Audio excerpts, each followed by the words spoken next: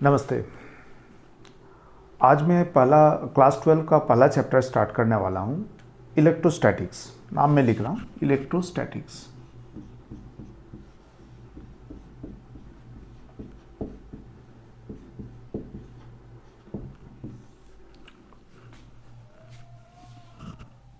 ये पहला चैप्टर जो है इलेक्ट्रोस्टैटिक्स, एक्चुअली अगर देखा जाए तो दो वर्ड से बन रहा है।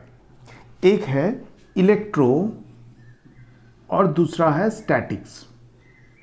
दो वर्ड का कॉम्बिनेशन है। तो इसका मतलब है कि हम दो वर्ड को अगर हम तोड़ते हैं, इलेक्ट्रो का मीन्स होता है क्या, दैट इज़ अ चार्ज से रिलेटेड कुछ पढ़ना होगा।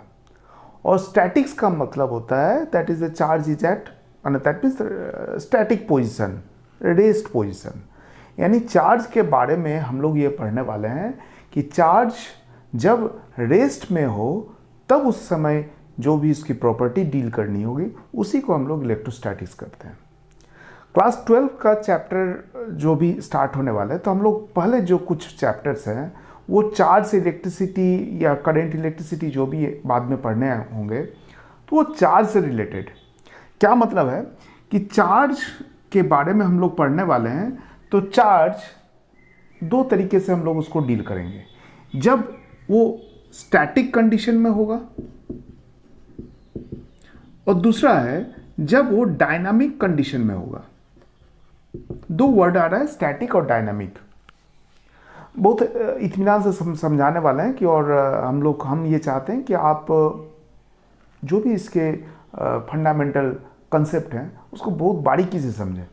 ठीक है, बीच बीच में हम बताते रहेंगे कि कैसे हम अपने आप को बूस्टअप कर सकते हैं, अपने आप खुद को, तो वो बीच बीच में हम बताते रहेंगे। फिलहाल हम लोग इस पर चर्चा करते हैं। तो इसी स्टैटिक और डायनामिक का मतलब क्या है कि जब हम लोग चार्ज को रेस्ट में रहते, मान लेते हैं ये एक चार्ज है और इसको हम लोग मूवमेंट नहीं कराते हैं, चार्ज रेस्ट पोजीशन में रहता है, तो वो चार्ज इलेक्ट्रोस्टैटिक्स होगा। अगर चार्ज को किसी तरह से दौड़ा दें, डायनामिक कंडीशन में कर दें, तो वो हो जाएगा करंट इलेक्ट्रिसिटी।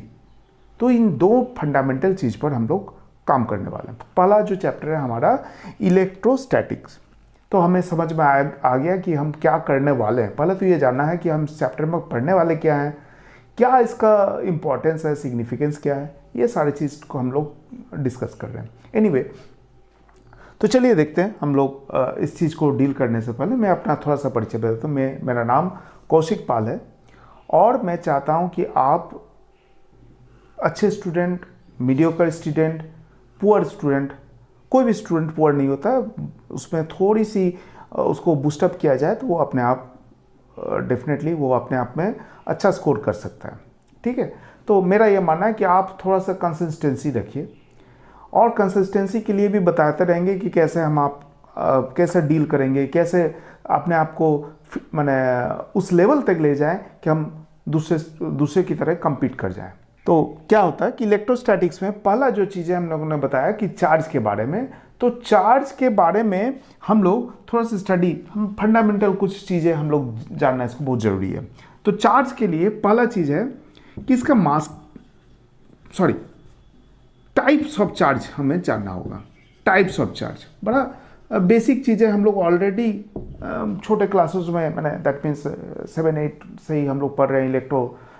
मैंने चार्ज के बारे में पढ़ रहे हैं, काफ़ी अच्छा जानकारी भी हो सकता है। तो फिर भी मैं बता रहा हूँ, टाइप्स ऑफ चार्ज दो तरह के होंगे, एक पॉजिटिव और एक नेगेटिव चार्ज। ठीक है, इसमें तो कोई चिंता करने के लिए बात नहीं है।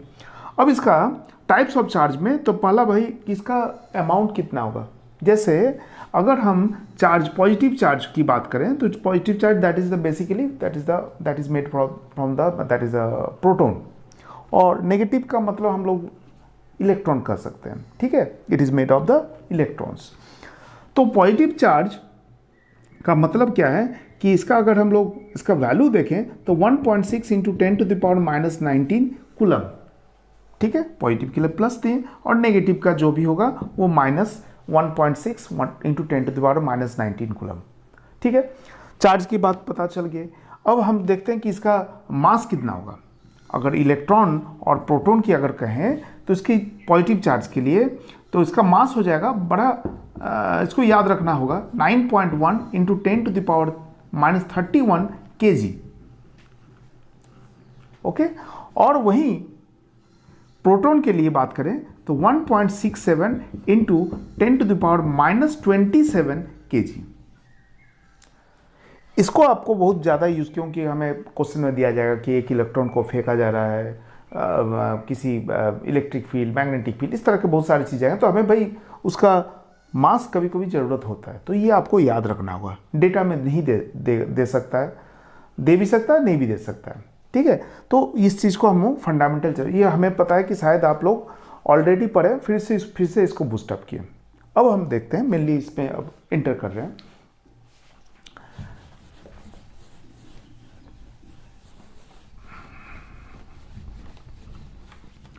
Property of charges.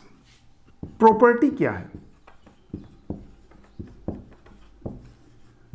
Property of charges, तो पहला प्रॉपर्टी है, ये जो चार्ज होते हैं वो एडिटिव टाइप के नेचर के होते हैं,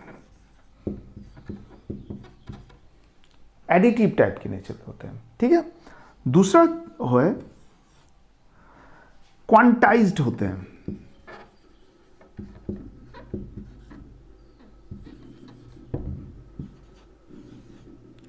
और तीसरा कंजर्व्ड रहते हैं। कंजर्व्ड का मतलब सबका मतलब हम समझा रहे एक एक करके।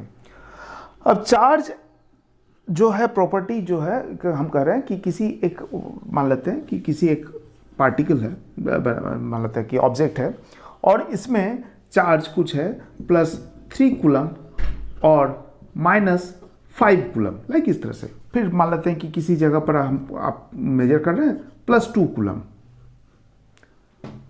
-2 कूलम, लाइक इस तरह से कुछ है। हम क्या करेंगे, जस्ट इसका एल्जेब्रिक सम कर लेंगे। क्या मतलब है? तो इसका मतलब है अगर हम लोग ऐड करें तो ये 2 + 2 -2 खत्म, 3 - 2, यानी इसका नेट चार्ज अगर कहें तो ये -2 कूलम, 3 - 2 -2 कूलम, यानी नेगेटिवली चार्ज बॉडी है ये, ठीक है। अच्छा, ये चीज़ थोड़ा सा और डिस्कस कर देते हैं हम लोग कि कोई चार्ज, कोई पॉजिटिव चार्ज बॉडी या नेगेटिव चार्ज बॉडी का मतलब क्या है। इनिशियली क्या होता है कि हर एक बॉडी में प्रोटॉन और न्यूट्रॉन जो है वो इक्वल अमाउंट में रहते हैं। इसका मतलब है कि इनिशियली जो है object is at, that is the equilibrium condition, ठीक है। अगर आप इसको किसी तरह से एक्साइटेड करते हैं तो वो इधर पॉजिटिव चार्ज बॉडी हो सकता है या फिर नेगेटिव चार्ज बॉडी हो सकता है। कैसे समझेंगे कि कौन पॉजिटिव चार्ज बॉडी? तो इसके एक बड़ा लिस्ट है, ठीक है ना। तो हम इस यहाँ पर अभी रुक रहे हैं, हम थोड़ा सा और इसके पहले हम चीज़ों को बता दे रहे हैं कि इसको एक एक करके, अभी तो यहाँ तक तो हम लोग काम किए हैं, एक एक करके हम डील करेंगे। तो पॉजिटिवली चार्ज बॉडी और नेगेटिवली चार्ज बॉडी का मतलब क्या है कि अगर कोई एक्साइटेशन देने से, किसी तरह से एक्साइटेशन, वो थर्मल एक्साइटेशन हो सकता है, फोटो इलेक्ट्रिक एक्साइटेशन हो सकता है, या किसी तरह से बाय हीट हो सकता है। अगर एक्साइटेशन देने से आउटर मोस्ट ऑर्बिट में जो इलेक्ट्रॉन्स हैं वो एक्साइटेड होने के बाद फ्री इलेक्ट्रॉन्स में कन्वर्ट हो जाए, तब हम कह सकते हैं कि वो एक्साइटेड पोर्शन में है। अब देखते हैं पॉजिटिवली चार्ज या नेगेटिवली चार्ज बॉडी का मतलब क्या है। कि जैसे हम लोग जानते हैं कि कोई अगर इलेक्ट्रॉन को, जैसे हम एक मानते हैं कि सोडियम 281 होता है, अगर एक्साइटेशन दिया जाए तो हमें पता है कि वो ये स्टेबल होना चाहता है, तो एक्साइटेड होने से 1 इलेक्ट्रॉन ये निकल जाता है। तो निकलने के बाद इसका मतलब it is converted as a Na+। So Na+, इसका मतलब है इलेक्ट्रॉन की डेफिशिएंसी। सो ये पॉजिटिवली चार्ज बॉडी हुआ। उसी तरह से कोई अगर ऑब्जेक्ट को एक्साइटेशन करने के बाद अगर उसमें टेंडेंसी हो कि इलेक्ट्रॉन को कैप्चर, एब्जॉर्ब करे कहीं से, उसके नेबरहुड प्लेस से, तो इसका मतलब है वो नेगेटिवली चार्ज बॉडी होगा। थोड़ा सा ध्यान दीजिए पॉजिटिवली चार्ज बॉडी और नेगेटिवली चार्ज बॉडी में। Positively charge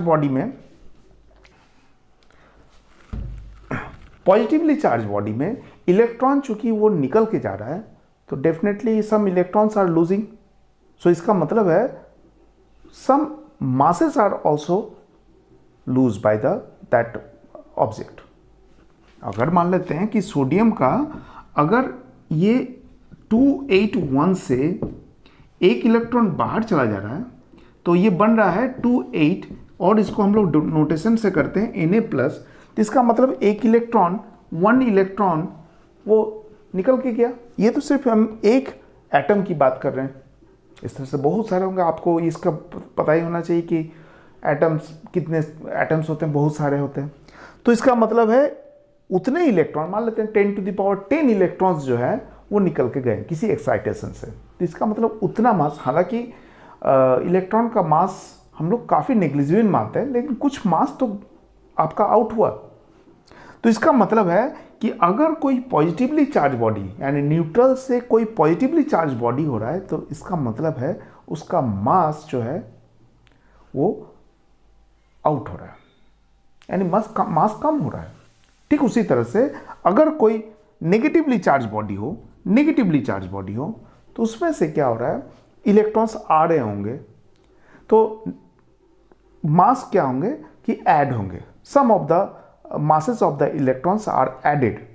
So it means, what does it mean? इसका मतलब है कि जो ओरिजिनल न्यूट्रल कंडीशन में जो उसका मास रहा था तो अब जो है मास जो है अब बढ़ गया होगा। डेफिनेटली अगर हम लोग उसको नज़रअंदाज कर दें तो अलग बात है, लेकिन अगर डेफिनेटली कुछ ना कुछ एक्यूरेसी अगर देखें तो मास आपका ऐड हुआ था। ठीक है, तो ये एक बड़ा अच्छा कंसेप्ट था, इसको मैंने हम लोग डील कर लिया। तो ये चीज हमें पता चला। तो चलिए, एडिटिव नेचर का मतलब हो गया कि चार्ज जो है पॉजिटिव और नेगेटिव अलजेब्रिक सम होंगे। अलजेब्रिक सम का व्हाट इज द मीनिंग? ऐसा नहीं कि +2 -3 तो 2 और 3 5 कर देंगे, ऐसा नहीं, उसका अलजेब्रिक कर लो। तो प्लस को प्लस के साथ एडिशन करेंगे, माइनस के साथ माइनस को अलग कर लेंगे, उसके बाद जो बड़ा होगा छोटा होगा देख के उसमें चीज़ों को लगाएंगे। तो चार्ज इज एडिटिव। बड़ा ही इंपॉर्टेंट सेकेंड वाला होने वाला है, charge is quantized. What is the meaning of the quantized? Quantized का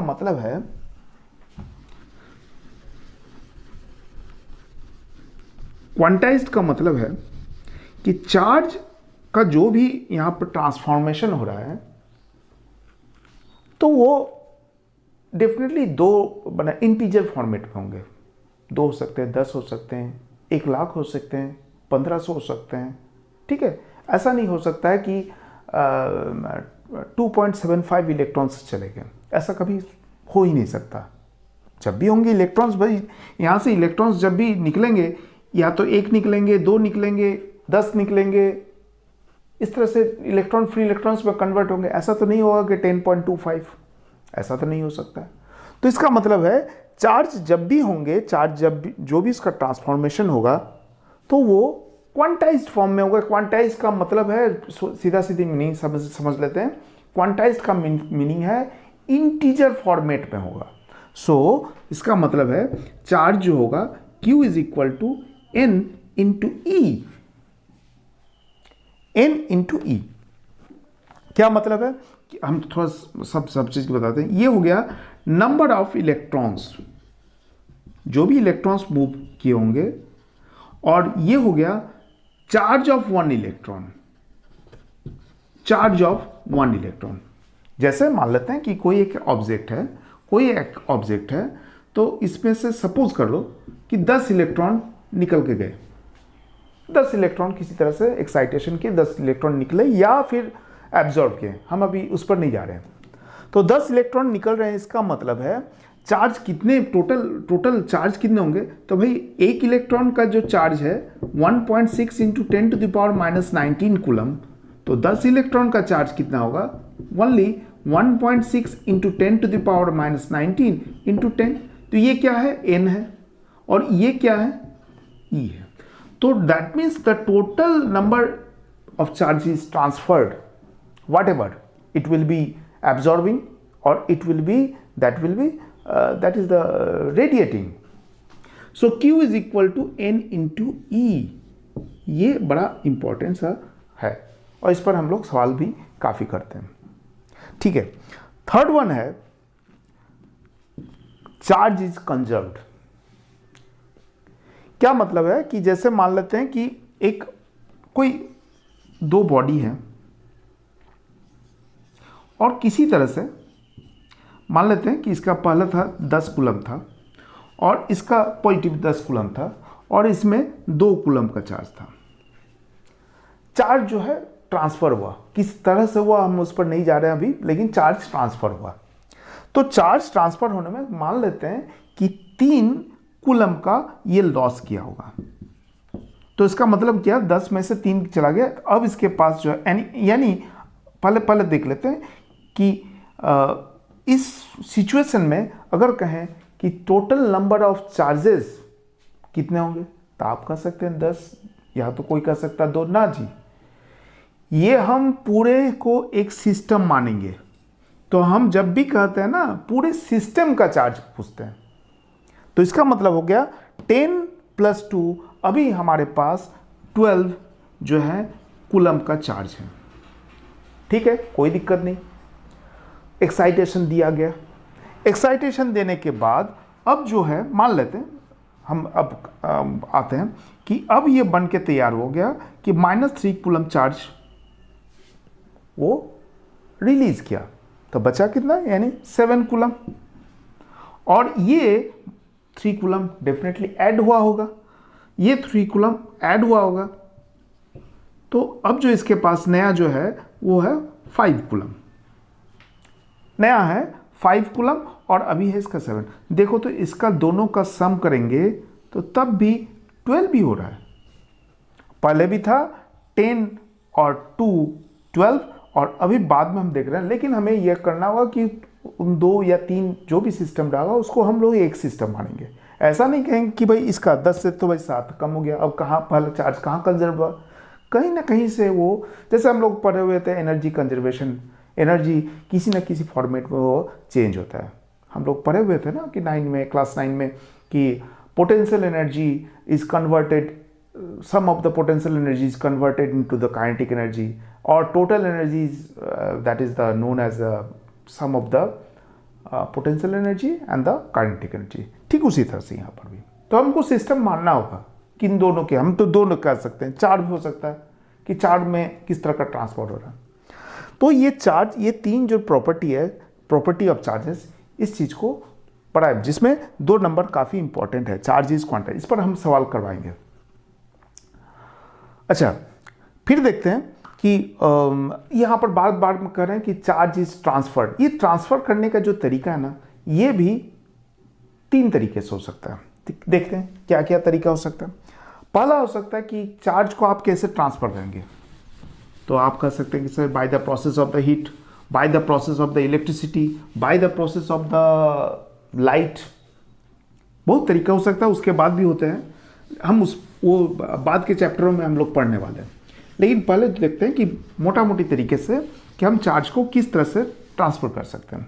तो ट्रांसफ़र करने का तरीका क्या हो सकता है कि जैसे आपने रब कर लिया किसी एक ऑब्जेक्ट के, जैसे इसमें भी इसमें डेफिनेटली मास है और उसके साथ साथ चार्जेस हैं। इनिशियली क्या है, ये अभी इक्विलिब्रियम कंडीशन में, क्या मतलब है, इसके नंबर ऑफ इलेक्ट्रॉन्स और number of protons that will B same. इस कारण से ये इसमें कोई भी चार्जेस का फ्लो नहीं हो रहा है और चार्ज ये नहीं कर सकते कि पॉजिटिव चार्ज बॉडी है, नेगेटिवली चार्ज बॉडी। लेकिन मे बी कि हम इसमें कुछ एक्साइटेशन दे दें तो ये कुछ अलग नेचर को, अब आप कह सकते हैं सर ये किस टाइप का है, अगर ये प्लास्टिक मटेरियल है तो ये पॉजिटिवली चार्ज बॉडी है, नेगेटिवली चार्ज बॉडी है। ठीक है, उसका उत्तर हम दे रहे हैं। पहले तो देखते हैं कि पॉजिटिवली चार्ज बॉडी और नेगेटिवली चार्ज बॉडी को डिफाइन करने से पहले ट्रांसफर ऑफ चार्जेस हम देख लेते हैं। ट्रांसफर ऑफ चार्जेस कैसे हो सकता है, पहला हो सकता है ट्रांसफर ऑफ चार्जेस को हम लोग लिख सकते हैं ट्रांसफर ऑफ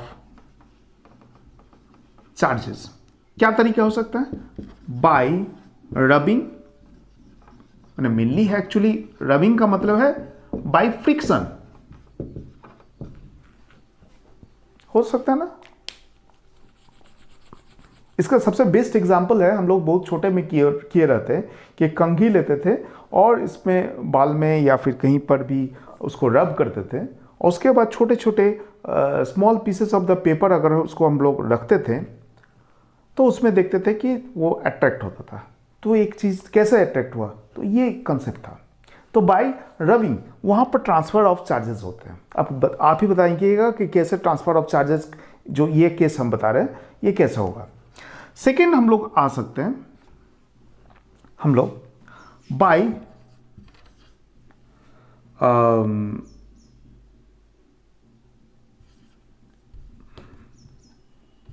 इंडक्शन, और थर्ड हो बाय कंडक्शन। ये 3 टर्म हम लोगों ने इसको डील किया, बाय रबिंग और फ्रिक्शन।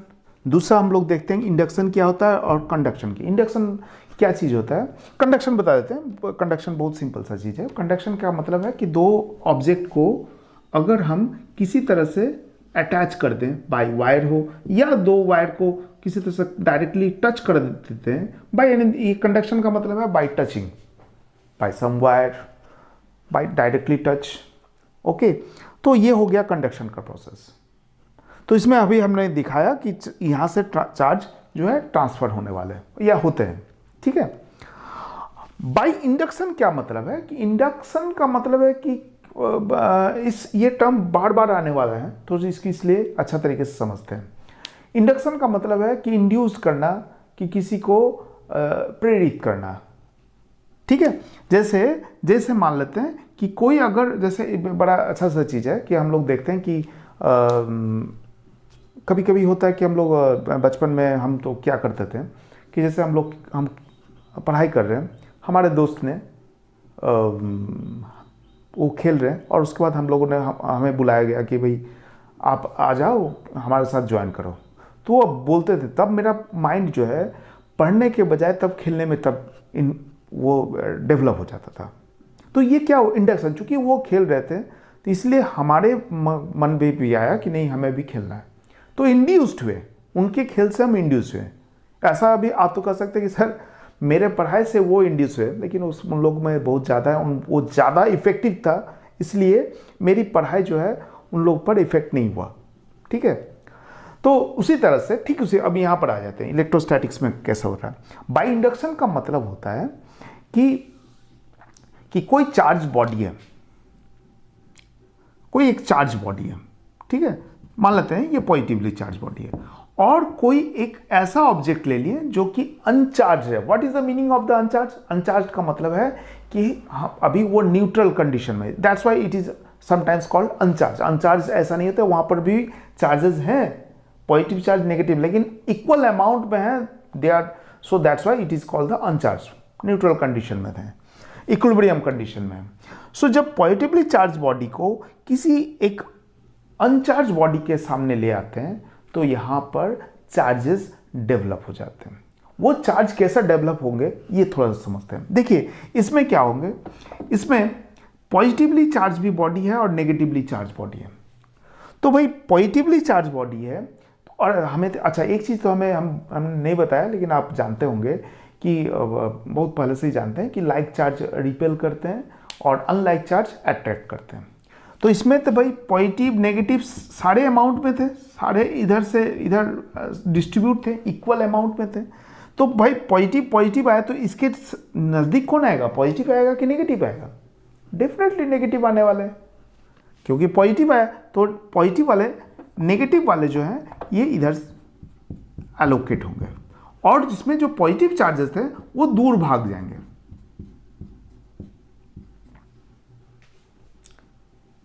ठीक है, तो इस तरह से हम इसको अब कहेंगे सर अभी भी तो इक्वल अमाउंट पे। अब क्या कर रहे हैं, इसको हम लोग करने जा रहे हैं कि मान लेते हैं कि यहां पर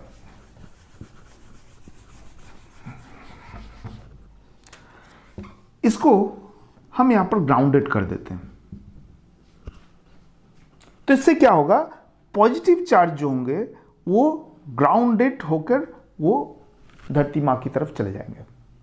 अब इसके में कुछ भी नहीं रहेगा, पॉजिटिव चार्ज तो रहा नहीं। अब मोस्टली जो है वो नेगेटिवली चार्ज हो गया। अब इसको हटा दिए, अब इसको हटा दिए, इसका काम खत्म। तब क्या हो जाएगा, अब नेगेटिवली चार्ज बॉडी वो थ्रू आउट सारे ऑब्जेक्ट में इक्वली स्प्रेड हो जाएंगे।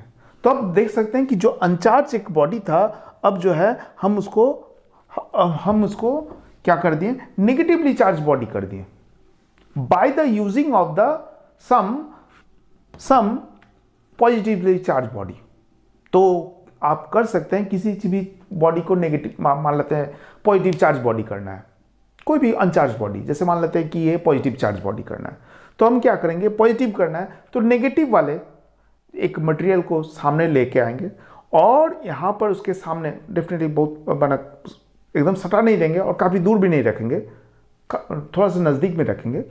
और इसमें क्या हो जाएगा, तब डेफिनेटली जब यहाँ पर हमने क्या कहा, इसको पॉजिटिवली बनाना है, तो हम लोग नेगेटिव लाएँ तो नेगेटिव के सामने जो भी होगा यहाँ पर पॉजिटिव वाला आ जाएंगे और इधर वाला नेगेटिव उस साइड में चले गए, अलग साइड में चले गए।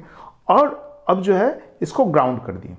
यहाँ पर एक चीज़ बड़ा अच्छा चीज़ है कि जैसे हम लोगों ने अभी किया कि नेगेटिव वाले इधर आ गए, इधर वाले पॉजिटिव वाला आ गए हैं, और उसके बाद हम लोगों ने ग्राउंड किया।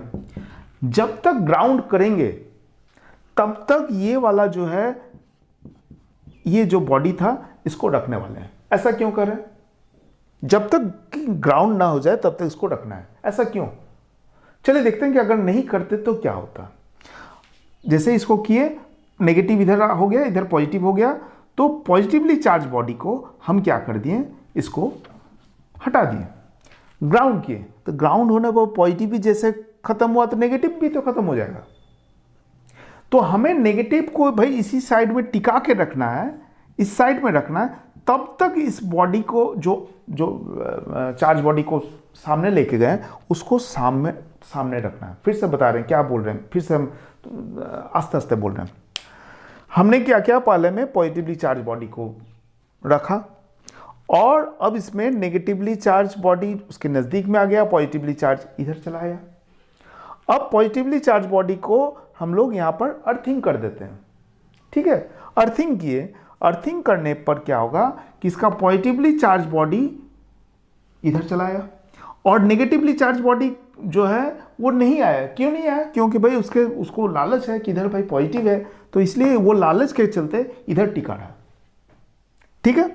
जब ये सारे पॉजिटिव खत्म हो गए, आपको कैसा पता चलेगा कि पॉजिटिवली चार्ज खत्म हुए या नहीं?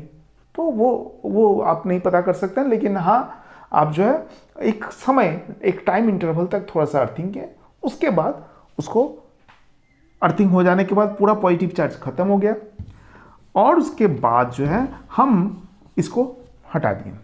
हटाने के बाद ये अकेला यहाँ पर क्यों टिका रहेगा?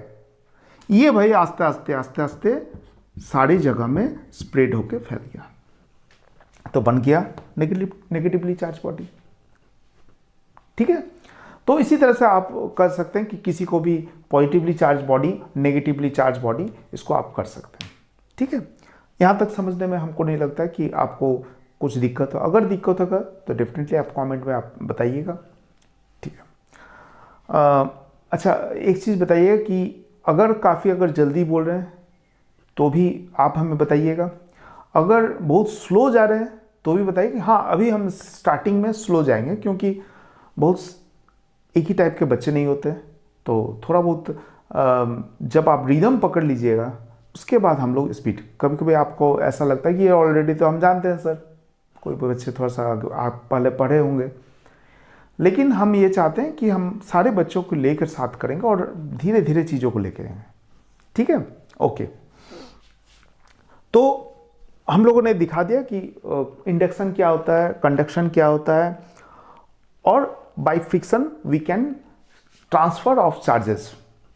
ओके, नाउ अब हम लोग आते हैं इलेक्ट्रोस्टैटिक। ये सारी चीज़ हम ऑलरेडी पढ़े। अच्छा, एक सवाल है, मान लेते हैं कि कोई एक अब क्वेश्चन ये था कि भाई हम ये कैसे जानेंगे कि इसको रब करने पर ये पॉजिटिव नेचर का होगा कि नेगेटिव नेचर का होगा, ये हमें कैसे पता चलेगा? तो एक सीरीज दिया हुआ है, ठीक है। जैसे मैं आपको थोड़ा सा एक एग्जांपल दे रहा हूं।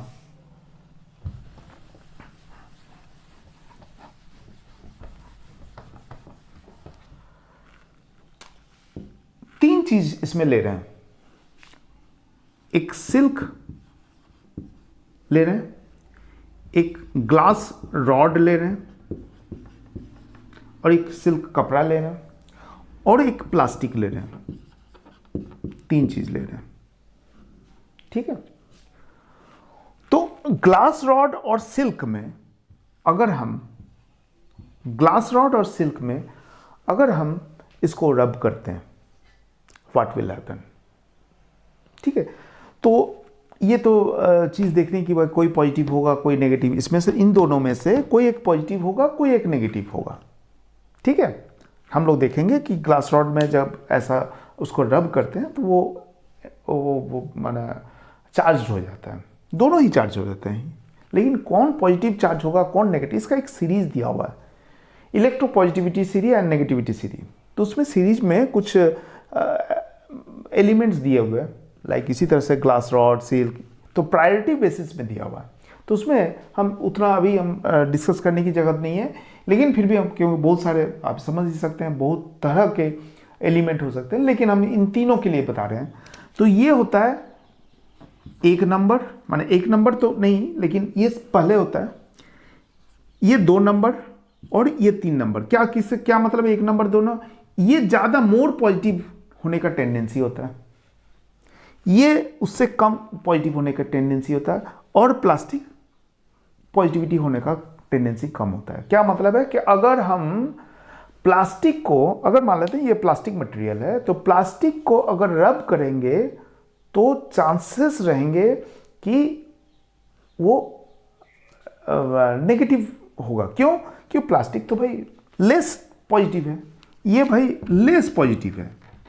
इसको अगर हम किसी तरह से एक्साइटेशन करते हैं तो वो लेस पॉजिटिव होता है, वो इलेक्ट्रॉन एब्जॉर्ब भी करता है। यानी ये इसका मतलब क्या है? लेस पॉजिटिव का मतलब है कि मोर नेगेटिव।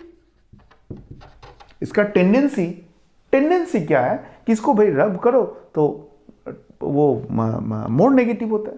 जैसे होता है ना कोई बच्चा कि आप उसको थोड़ा सा बोलो तो तुरंत रोने लगता है, तो उसका टेंडेंसी क्या होता है कि थोड़ा सा डांट के बोलो तो भाई उसका रोने की टेंडेंसी है। उसी तरह से कोई बच्चा होता है, कोई बोलो तो वो डरता नहीं है, तो वो आराम से रहता है। कभी कभी ऐसा होता है कि वो भी अपने आप को गुस्सा दिखाता है।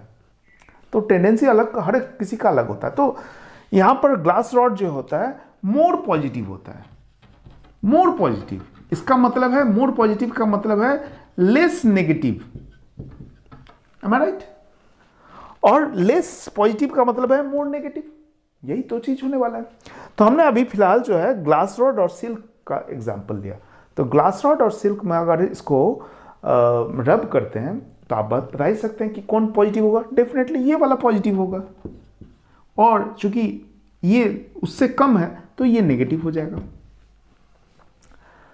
जैसे हमने अभी स्टार्टिंग में एक एग्जाम्पल सेट किया था कि एक हम लोग बच्चे में हम लोग जब क्या करते थे, एक कंघी को लेते थे, कॉम्ब को लेते थे, और हेयर के साथ अगर रब करते थे तो कॉम्ब जो होता है प्लास्टिक का होता है, तो प्लास्टिक को हेयर के साथ रब करने पर दोनों ही चार्ज हो गए हैं। प्लास्टिक भी चार्ज हो गया और आपका हेयर भी चार्ज हो गया, ठीक है। नेचर क्या होगा? प्लास्टिक का नेचर क्या है? मोर नेगेटिव, यानी नेगेटिव हो गया होगा, और आपका हेयर पॉजिटिव हो गया होगा। तो ये मान लेते हैं ये कॉम्ब है, तो ये नेगेटिव है। छोटे छोटे कागज के टुकड़े को अगर उसके पास, यानी कागज का टुकड़ा अट्रैक्ट हो रहा है, व्हाट डज इट मीन? ये नेगेटिव है, तो कागज का टुकड़ा डेफिनेटली पॉजिटिव रहा होगा। इसके अलावा एक फेमस एक्सपेरिमेंट है गोल्ड लीफ इलेक्ट्रोस्कोप, ठीक है। उसको हम थोड़ा सा दिखा रहे हैं। गोल्ड लीफ इलेक्ट्रोस्कोप क्या है? गोल्ड लीफ इलेक्ट्रोस्कोप, यहां पर क्या था कि एक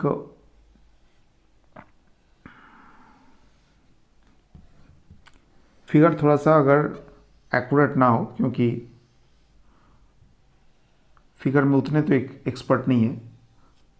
मान लेते हैं कि बीकर है, बोतल जैसा है, और यहाँ पर इसके अंदर से एक मेटल का रॉड लेते हुए यहाँ पर 2 गोल्ड का लीफ है, बहुत ही पतला गोल्ड लीफ है, और इस जगह पर ये बंद है और इस जगह पर एक मेटल है। ठीक है, हम क्या करते हैं कि इसमें कि एक चार्ज बॉडी को यहां पर कनेक्ट कर दिए। मान लेते हैं ये पॉजिटिवली चार्ज बॉडी इससे कनेक्ट हुआ, तो ये पॉजिटिव, ये यानी ये भी पॉजिटिव। कैसा हो रहा है, ये कौन सा प्रोसेस हो गया, बाय द कंडक्शन। टच कर दिए, इसको टच कर दिए, हाँ ओके, टच कर दिए, तो टच करने पर ये भी पॉजिटिव हो गया। तो पॉजिटिव होने पर ये सारे पॉजिटिव पॉजिटिव पॉजिटिव पॉजिटिव, ये दोनों गोल्ड लीफ क्या होंगे, पॉजिटिव ही होंगे। अगर ये पॉजिटिव होंगे तो इसका मतलब क्या होगा, ये और थोड़ा सा फैल जाएंगे। क्यों, कि भाई पॉजिटिव पॉजिटिव तो रिपेल करते हैं, am I right?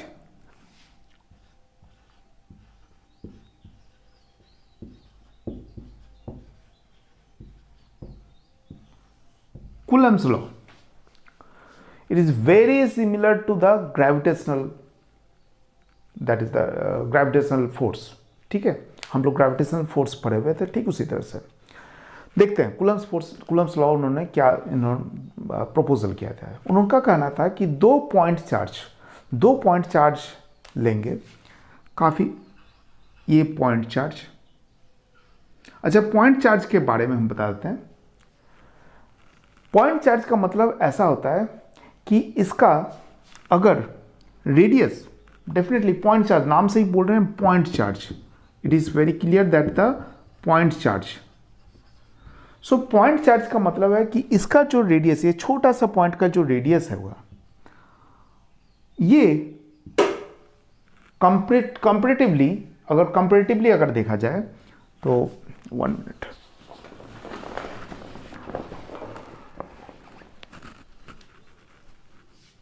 कंपैरेटिवली इन दोनों चार्ज के बीच का जो डिस्टेंस है, इन दोनों चार्ज का जो डिस्टेंस है, मान लेते दैट इज द डी,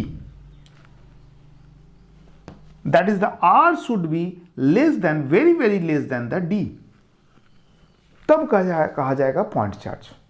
ठीक है, तो कूलम्स लॉ लेकिन वैलिड होता है for the point charge. Okay, तो बड़े वाले एक सरफेस के लिए क्या करेंगे, तो उसके लिए हम लोग बाद में आएंगे।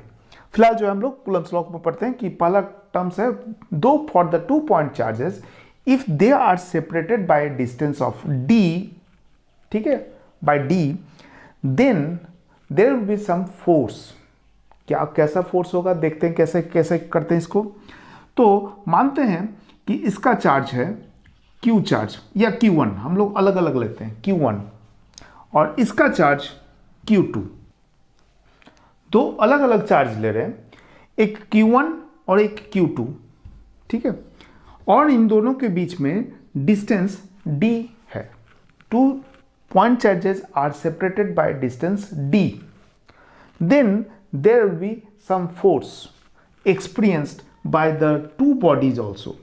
So that is the force is proportional to the product of the 2 charges, that is the Q1 into Q2, and it is experienced that, it is proposed that the force is inversely proportional to the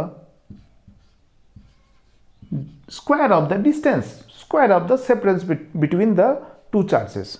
So F is proportional to Q1 Q2, इसको अगर मिलाकर अगर लिखते हैं, so F is proportional to Q1 Q2 by D square. Am I right? So F is equal to, if you propose here, K Q1 Q2 by D square. So this is the proportionality constant, this one is the proportionality constant, and the value of this one, F is equal, K is equal to that is equal to 1 by 4 pi epsilon naught. This is the constant. Okay, 1 by 4 pi epsilon naught. The value of this is equal to 9 into 10 to the power 9. Force is equal to k, या फिर लिखते हैं 1 by 4 pi epsilon naught, 4 pi epsilon naught q1 q2 by d square. So this is the Coulomb's law, the force between the 2 point charges.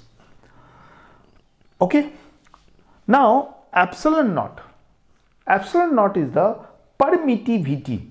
It is, I said epsilon naught permittivity in air or vacuum, whatever you say that. ठीक है, इसके बारे में बताएंगे कि epsilon not होता क्या है, थोड़ा सा आपको वेट करना होगा। तो अभी फिलहाल जानिए कि epsilon naught is equal to permittivity in free space. Now we have to find out the epsilon naught, the SI unit of the epsilon naught. चलिए बताइए, तो एसआई यूनिट क्या हो सकता है? हमें पता है फोर्स का एसआई यूनिट क्या होता है। फोर्स का एसआई यूनिट होता है न्यूटन। ये तो बहुत बच्चे से पढ़ रहे हैं। Now we have to find the SI unit of the epsilon naught. You know the SI unit of force, that is the newton. Charge का होता है, हमने डिस्कस शायद नहीं किया ना, चार्ज का कूलम होता है, ये आपको पता है, और डिस्टेंस का तो मीटर होता है। तो अगर एप्सिलॉन नॉट अगर चाहिए, so if you want to find the epsilon naught, that will be that is equal to q1 q2 by 4 pi d square into f. Am I right? So that is equal to charge. So coulomb square, 4 pi तो constant है, d square का मतलब हो गया metre square, and this one is the Newton, so Newton meter square. So epsilon naught का हो गया coulomb square per Newton per meter square. Am I right? So this is the SI unit of epsilon. This value, it has a value in free space. इसका value जो होगा free space में, इसका value होता है 8.854 into 10 to the power minus 12 coulomb square per Newton per meter square. Am I right? Epsilon naught, the value of the epsilon naught is given in this way. So हम यहाँ से ये निकालते हैं। अब पूरे जो वैल्यू, इसको अगर वैल्यू को 1 by 4 pi में रखेंगे, so that is equal to 9 into 10 to the power 9. The value of that one is equal to 9 into 10 to the power 9. Okay, ये कूलम्स लॉ हुआ।